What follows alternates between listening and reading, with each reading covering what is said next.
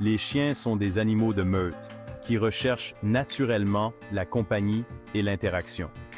Dans la nature, ils vivent en groupe, comptant les uns sur les autres pour leur survie et leur soutien émotionnel. Dans nos foyers, nous devenons leur meute.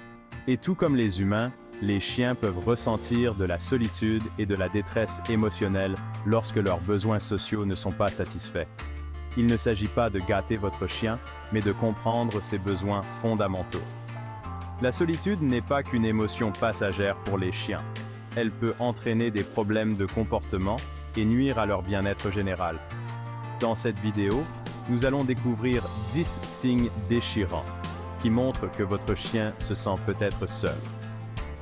En reconnaissant ces signes, vous pouvez prendre des mesures pour apporter à votre compagnon à fourrure l'amour, l'attention et l'enrichissement dont il a besoin pour s'épanouir.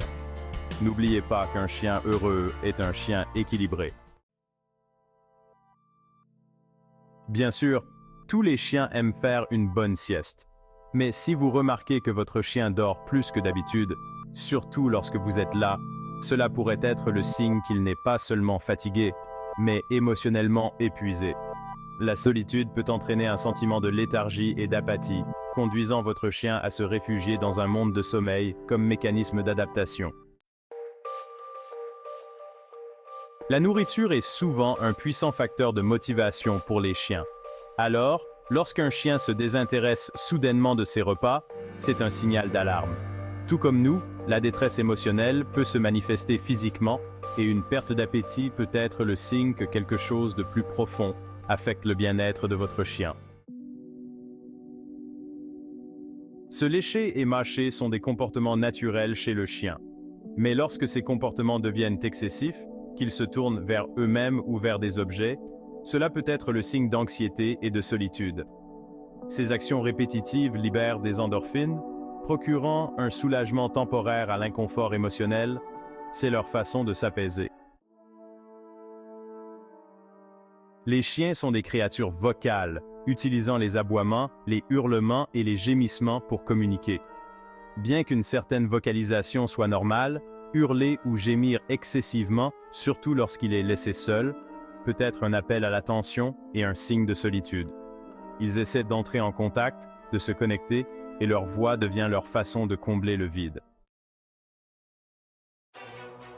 Imaginez que vous rentriez chez vous et que vous trouviez votre maison sans dessus-dessous. Avant de gronder votre chien, pensez à ceci. Un comportement destructeur, surtout lorsqu'il se produit lorsqu'il est seul, peut être le signe d'une anxiété de séparation et de solitude. Il ne s'agit pas de désobéissance, mais de leur façon de gérer le stress de la solitude. Un chien joueur et énergique est une joie de vivre.